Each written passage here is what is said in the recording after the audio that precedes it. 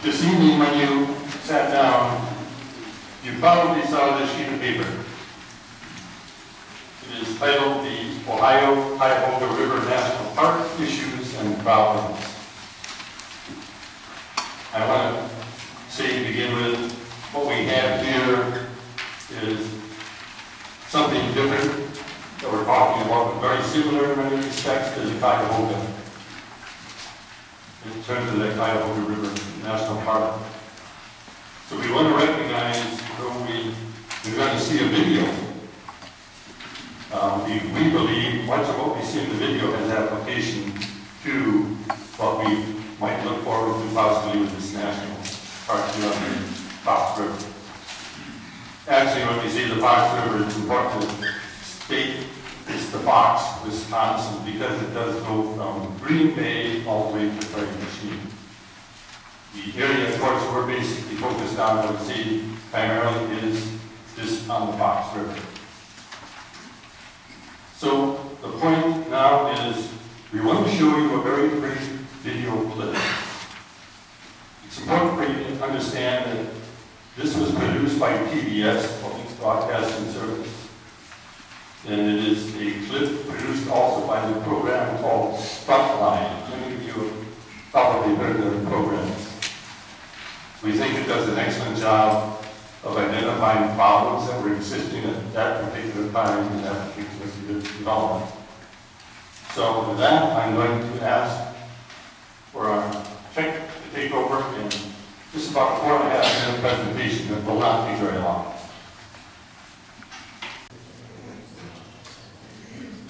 Scenery, natural, historic, for the public, for all sides. The National Park Service did enter within days of enactment and began land acquisition. When we look at the valley, you can see that 32,000 acres set aside.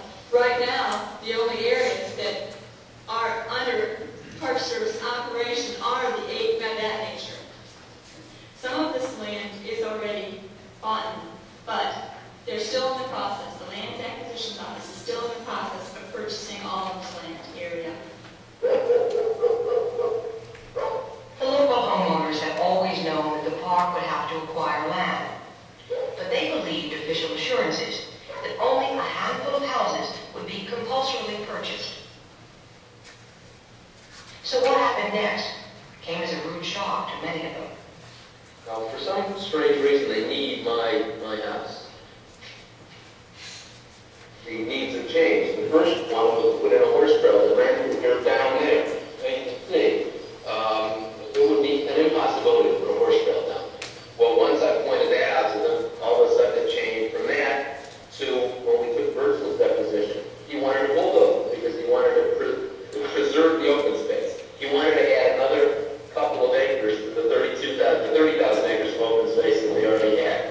The latest, and I think this just happened within the last month, or the last couple of months anyhow, that they now want to put it into some sort of a visitor center because they think it's so nice. They want to take my house and make it a visitor center. Well, when they first appraised, there was 2 young fellows come out and said, "You're not a big-time farmer," so he says it's classified as a hobby. He said, "Well, that's the way it is. We want your property, and I don't like it." I says, "Just forget about the whole thing." He said, "Well, we'll buy it right outright." We received a letter from the government saying that they wanted to acquire our property in fee, and that we would be receiving a call from the appraiser to set up a time to come out and appraise the property. And I specifically asked why, or who made the determination and for what reasons. The standard answer that I got was, "Your property is on my list." You know, that's the kind of answer that you get. There's some mysterious, higher level person is making these decisions, and that they're not privy to the rationale. They just end up with a list and say, "Go buy this." Well, I think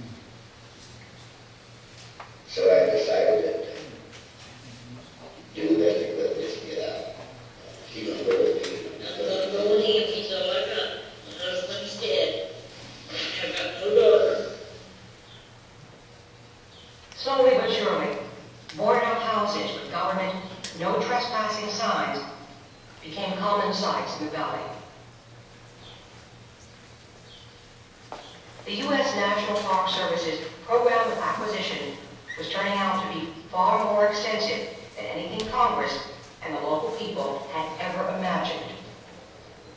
Now, Congress had provided two ways for the Park Service to acquire property. It purchased outright the owner would lose his house, but he still could choose to stay in theory, for up to 25 years as a tenant of the government. This was called a fee title purchase. Many homeowners objected to becoming temporary tenants in a dying community. So when their homes were purchased, they took the money and left.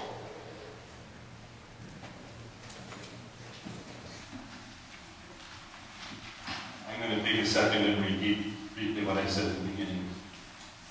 The Cuyahoga may and may not be instructional. We think it is. There are others who will, I'm sure, say it is not. The reason we think it is briefly is we see a pattern in other heritage areas that we will identify where the concerns that were existing at the Cuyahoga are being expressed. I'll give you Northern Plains heritage area, Bismarck, North Dakota, the Yuma Crossing heritage area, Yuma, Arizona, and we would be able to produce documents from everything from newspapers to individuals, to the Farm Bureau organization there, news areas, who are themselves expressing serious concerns with one of the concerns, serious problems in terms of the property rights issue and the local control issue. So though this may goes back, the Cuyahoga really goes back to about 1980-ish, when you're looking at a period from back, the issues we think are important to look at, and because it was done by PBS, Frontline, understood to be, I would say, good documentary reporting, we thought it was value to start the meeting with this and let it go from there. Having said that, maybe one point or two, what we have said is when we get through the presentation, we want to particularly hear from elected officials first. We feel you're sort of the frontline troops in decision making here. And you may have questions, we want to entertain those obviously with the public. There's many of you here. Hopefully we'll have time for those questions as well, at least to some extent. Having said that, I'm going to turn the meeting over at this point to Mr. J. VERHULST, Executive Director of the Foundation for Common Sense. He has a PowerPoint presentation he's going to make. And following that, we'll have a panel presentation here. And then we'll get to questions. Mr. Paul. I hope you all can hear me. What we're going to be looking at today is the projected progress for this Fox River Heritage, Fox Wisconsin River Heritage Parkway. I want you to know that the Foundation for Common Sense was approached by Mr. Perkins and other people from down here, and they asked us if we would do some research on national heritage areas and the way these projects have worked around the United States, because there are a great number of them. And in our investigation of this process, I got to, first of all, congratulate the Friends of the Fox for the work that they've done since the 1980s in cleaning up the Fox River and rehabilitating the locks and creating a much better place for all of us with good intention. And I believe their intentions are good here as well. I don't want to discredit any of the work that they have done, but they have now embarked on a new and I believe potentially dangerous road in trying to get this national heritage designation. All of the good work that has been done to this point has been done by local units of government. And probably some of you elected officials, if you weren't in those positions at the time it was done, are aware of the fact that your towns towns, your villages, your cities, your counties have been involved in the process of cleaning up the Fox River and making this a much nicer area than what it was as it was going through its environmental degradation. So, with that in mind, I would take you to the fact that the map that they have here, and I've been pulling up the legend in the lower right-hand corner there, the map that they have shows the purple area on the legend. However, as you look at it on the screen, it's actually kind of gray. And that is a 2-mile wide buffer that will be designated in the National Heritage Area. And it will be going out into what appears to be yellow here, which would be the actual boundaries of the heritage area. Now, those are irregular because there are a number of things that have been identified that would have heritage value to the program as it goes forward. So you can't say that that is going to be a mile or 3 miles or what distance outside of the buffer zone along the water. But when you start putting these kinds of designations in place, there is nothing that will deter development or expansion of existing development more than the creation of buffer zones and a national heritage designation that could be, in the future, turned over to the National Park Service. The video clip that you saw was from Ohio, and at one point in Ohio, they had a very similar situation to what we have here. In fact, it was far worse because the river caught fire, and they couldn't put it out. It took a long time to rehabilitate that river. And as a result, they began this project that was supposed to be very similar to what is being proposed here. They did decide that they wanted to go as far as to make the legislation create a national park right off the bat.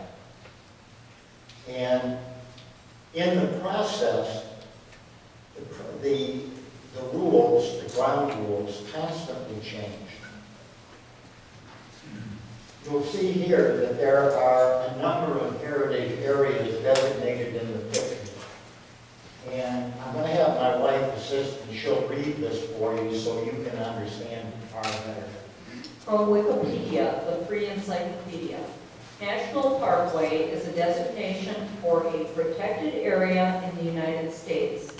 The designation is given to a scenic roadway and a protected corridor of surrounding parkland. National parkways often connect cultural or historic sites. The U.S. National Park Service manages the parkways. See also National Scenic Byway.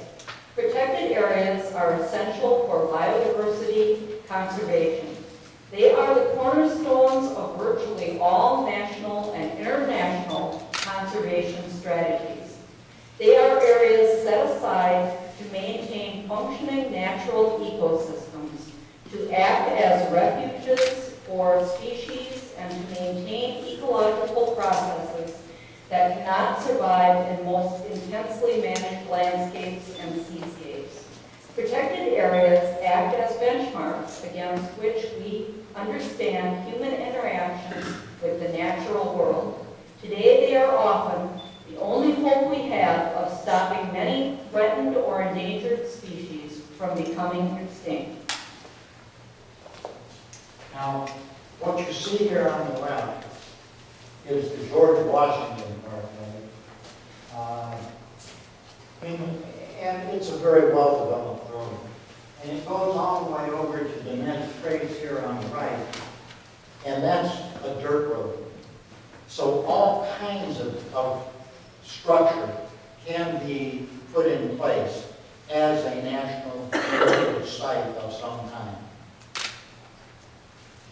In this instance, the local people, the property owners, the taxpayers, seem to know nothing about this. And yet, when you talk to the groups that have been involved in the process, their buy-in is all because of the warm and fuzzy language that says we're going to protect threatened or endangered species. And one of the problems with that, in my past life, I served on a county board. And I was involved in the creation of land use plans from the regional level all the way down to the town level. In fact, I was made the land use representative for Miles County by the county board chairman and unanimously voted into that position by the county board so that I could engage in all these processes. And I sat on the NR 115 rewrite committee, that is the administrative rule for shoreland development, for a period of 5 years until they disbanded the committee. And that was because the DNR could not get the committee to buy into language such as protection of threatened, endangered, or species of concern. And they said they wanted to be able to incorporate natural resource areas or habitat for threatened or endangered species, which sounds very good. But you have to recognize that when they say habitat, that doesn't mean the species has to live there. It only means that it could live there. So somebody is modeling and speculating as to whether or not that is going to be there. But once the designation is in place, they begin to write the rules. We're going to go into that a little bit later. Okay, this is the flow chart for the Wisconsin Heritage Parkway. And at the top of this flow chart, you'll see that they talk about the creation of the boards and the staff. And as you go through this flow chart, you'll find that the staff are primarily people from regional planning commissions, county conservation offices, or voluntary staff who have not, there are no elected officials designated other than counties that have passed resolutions in some form of support of these things. And at the very bottom here, Sandy, could you read that statement on the bottom, please? To make local representation on the Parkway boards manageable, local communities will be represented by representatives of the county. Parkway committees can be assembled within the county to represent the interests of local municipalities and various organizations. Now, the problem with that is that automatically towns and villages have been excluded. They may be able to form a committee. Yet, as we've done our research, we have not been able to locate any of those committees.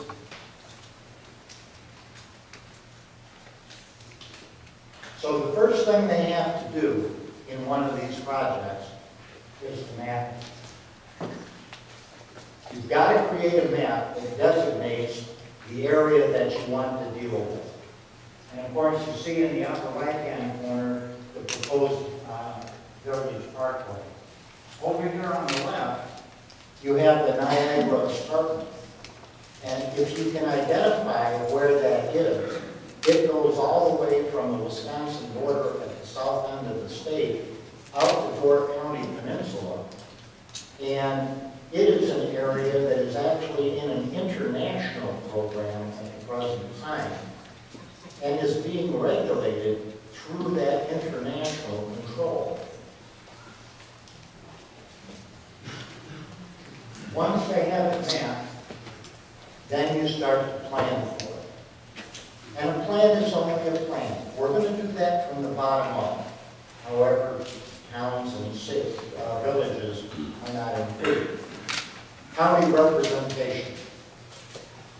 But what elected officials from the county that can be held accountable are participating? We've been able to find none in the documents that have been provided. Then you go to regulating. And what you have is something passed, like the legislation that is currently being looked at in Washington, D.C., the Senate bill and the Assembly bill, sponsored by Senator Cole and Representative Peacock. And the problem is that then they begin, after the law is passed, to write the regulations. And this is the first time you actually see what effects it is going to have on the projected area. And the regulation can change. It can be strengthened and will be strengthened until you reach a point where particularly the towns, counties, and villages in that area are going to be so burdened with this that it will become full-time positions for more government employees. And so it grows. Okay, how do you give these rights away? I mean, when you buy the property, you have certain rights that have been given to you through zoning. You know that you are going to be able to do certain things with your property. Well, as the local plans are constructed, you can then hand those rights over to government. Because as they go through that rule writing process, they are going to amend the zoning ordinance. And they can actually change the classification from agricultural or business or residential or whatever to something that has nothing to do with your intent for the use of the property. And that rule writing process is where all of the mischief occurs. At that point, boards like the board that is overseeing the parkway have been moved aside because it's been turned over to the National Park Service. And the National Park Service writes the regulations. But of course, this is all voluntary.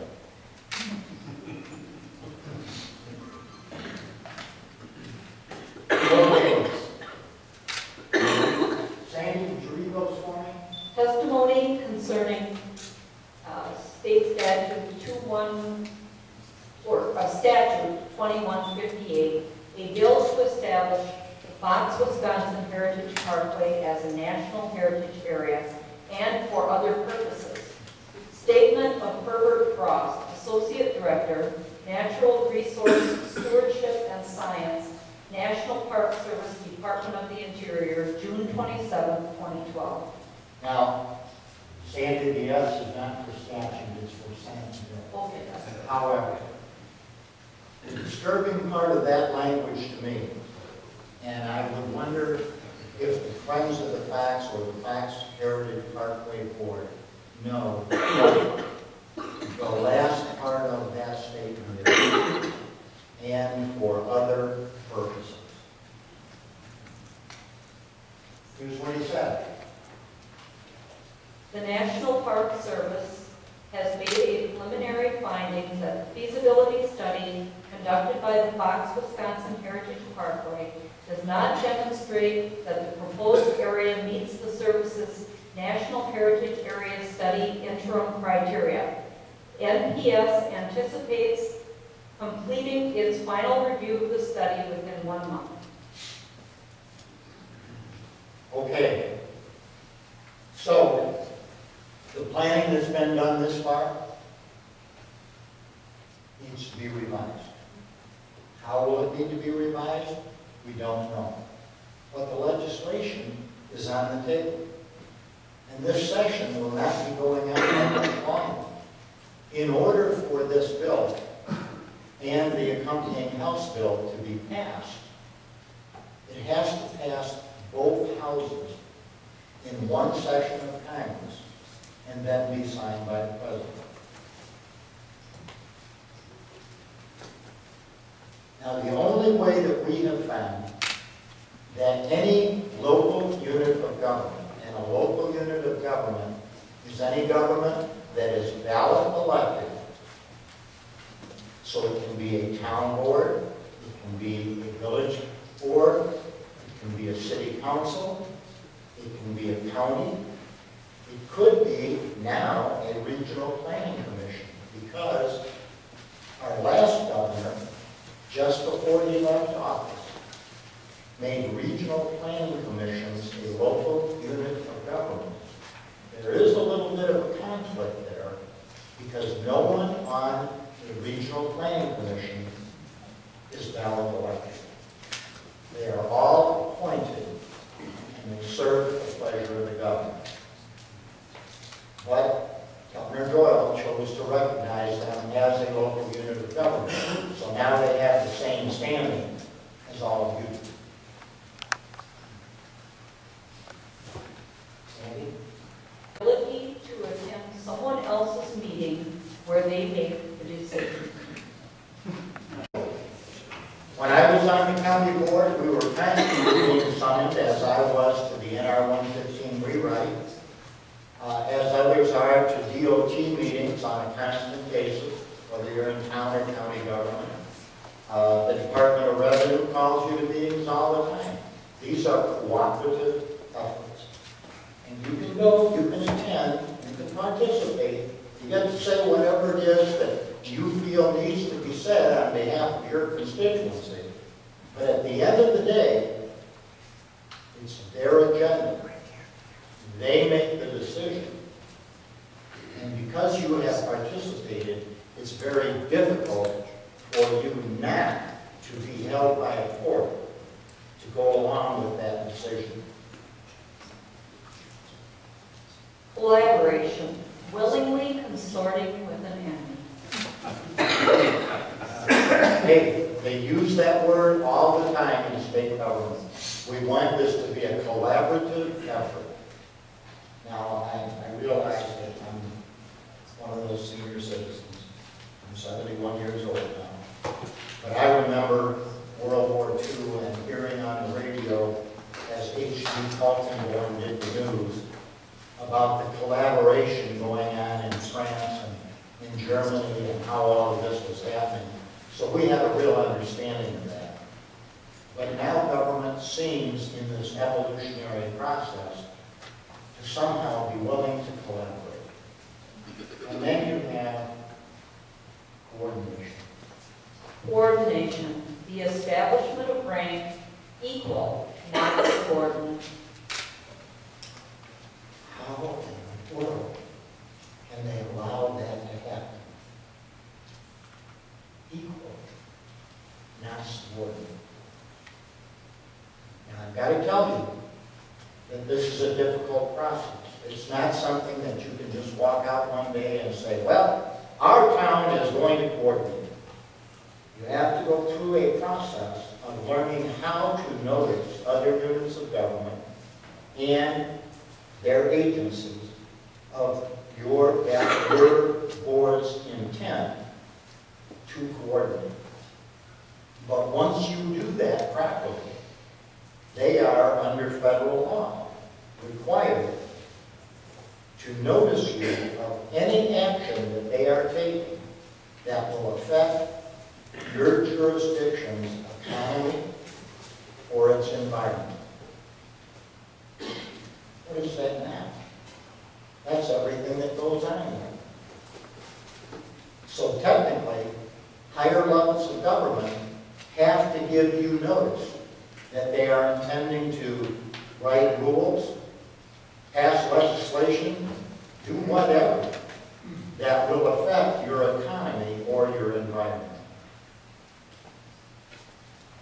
Now here's an example, and I showed you before, there are 3 steps going into these processes. First they have to map it, then they have to plan for it. You know what process. Okay, this is directly out of Southeastern Wisconsin Regional Planning Commission's land use plan.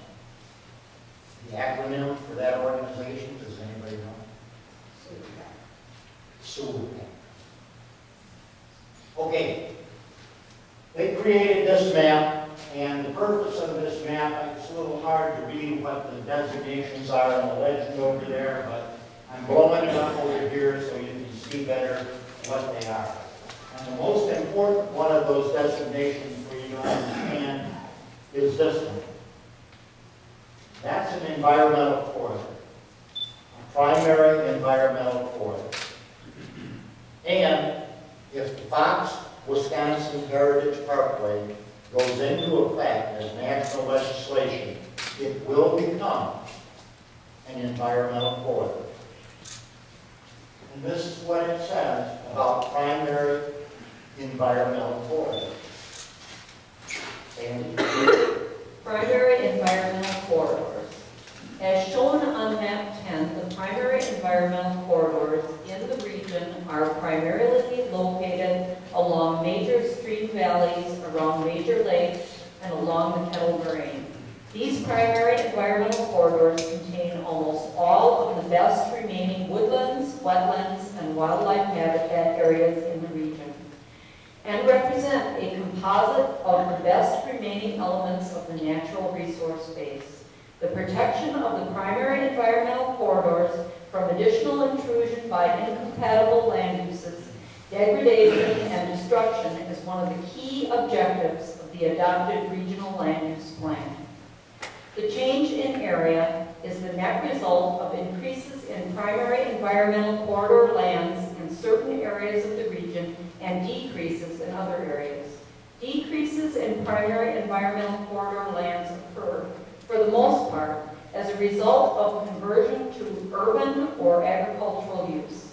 Increases may occur as a result of managed restoration efforts, e.g. wetlands, woodlands, or prairie restorations, and as a result of situations where lands such as farm, floodplains, or wetlands are simply allowed to revert to a more natural condition.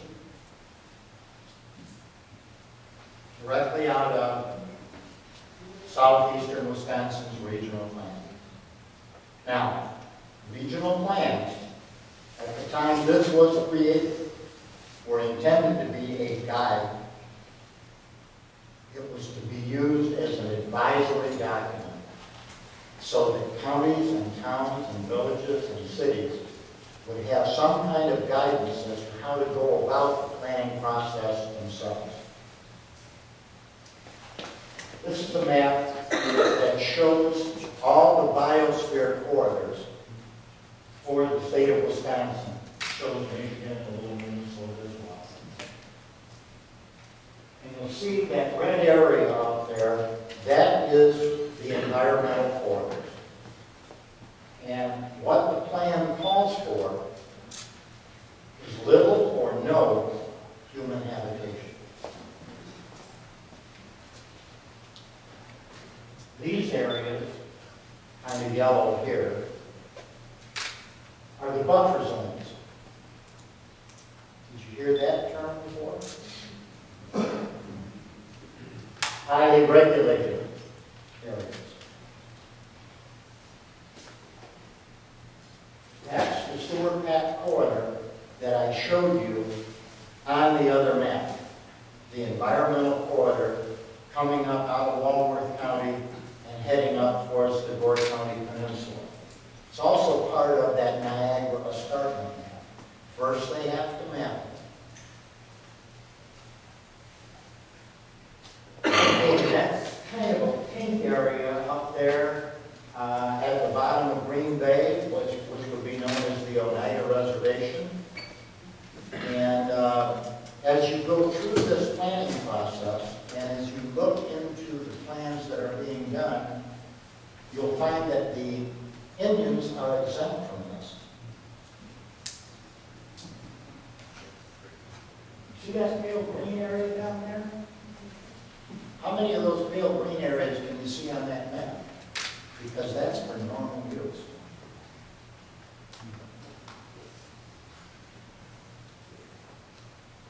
Okay. So what we have here is the Fox Heritage Parkway. Can you follow that where it goes down there? It's on that map. That map was created in 1992. And it is part of the Wildlands Project. You can look that up on the internet. There is legislation before Congress create the Wildlands project the same way as there is to create the Fox, Wisconsin Heritage Parkway. That's a little better. Now the area that you see being down the shore of Lake Michigan,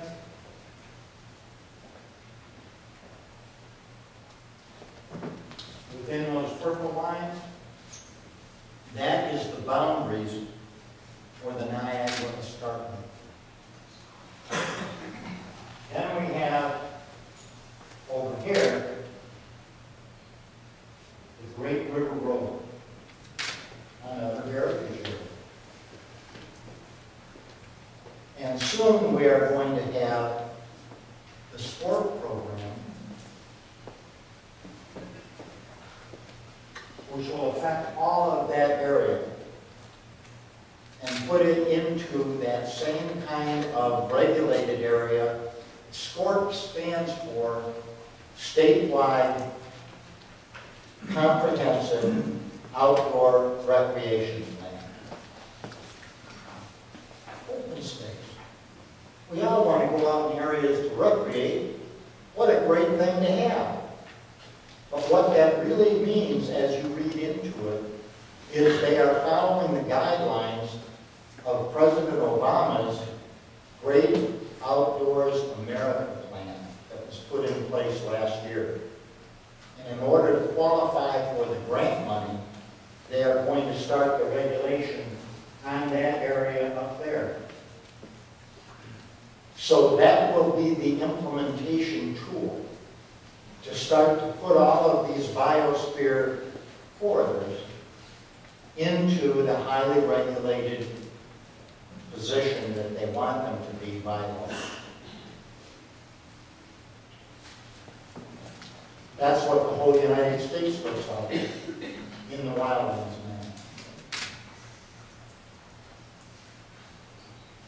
now. Okay, here's the Niagara Escarpment map. And if you had a picture of that up close, you could actually designate the highways and see just exactly where your property is in that. Detailed maps included in an international plan that limits all future use under international law. That is the complete map for the whole Niagara Escarpment. And the red line shows the most highly regulated areas, but the brown or tan areas are the buffers. And as you can see, it's the whole state of New York. It's about a third of Wisconsin. All of the Upper Peninsula goes up into Canada and comes back down all the way over to Niagara Falls. Sandy? Wisconsin Counties Association Environment and Land Use Committee. The rock of the escarpment is primarily limestone and dolomite that formed 420 million years ago when shallow, saltwater seas covered this part of North America. The Niagara Escarpment is home to hundreds of documented occurrences of rare plant and animal species, fossils, waterfalls, springs, caves, and Native American effigy grounds because of its biodiversity and spectacular beauty. UNESCO has designated portions of the escarpment a World Biosphere Reserve, and the State of Wisconsin Department of Natural Resources has called the escarpment a critical natural resource area. However, no specific program is targeted to allocating funds to protect the state's significant and international treasure known as the Niagara Escarpment. Recommendation. It is recommended that the WCA Environment and Land Use Steering Committee encourage the Wisconsin Department of Natural Resources and the Wisconsin Legislature to propose and adopt legislation allowing for funds to be targeted for the preservation of portions of the Niagara Escarpment identified for preservation in adopted local, regional, and state plans. So here you have it. What you see in the southwestern, or southeastern Wisconsin regional plan, the East Central regional plan, the Bay Lakes regional plan, all of the regional plan commissions in the state are creating what used to be guidance documents, but now that they have a status as an elected unit of government, if they take to pass an ordinance, it becomes law. And that's how they will establish all of these biosphere areas that I showed you in the past. And this is the SCORT plan, that outdoor recreation plan. And what you can see here is that your area of the state is primarily the developed area of the state. And what they're looking to go to is all of the northern and central areas that are either timber products or agriculture. And through this outdoor recreation plan, it says right in the plan that the purpose is for them to be able to, without permission from the landowners, inspect the land to make sure they are in compliance with the federal plan. In other words, it's a way for them to be able to go on anybody's property anytime to be able to inspect. Who's that? Colonel. And who controls them? Jim Henson used to. He's dead. Who controls government?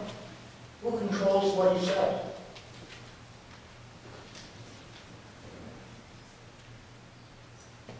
That's him. Anybody know anything about him? These things get passed along. And people with good intentions doing things today, putting together a plan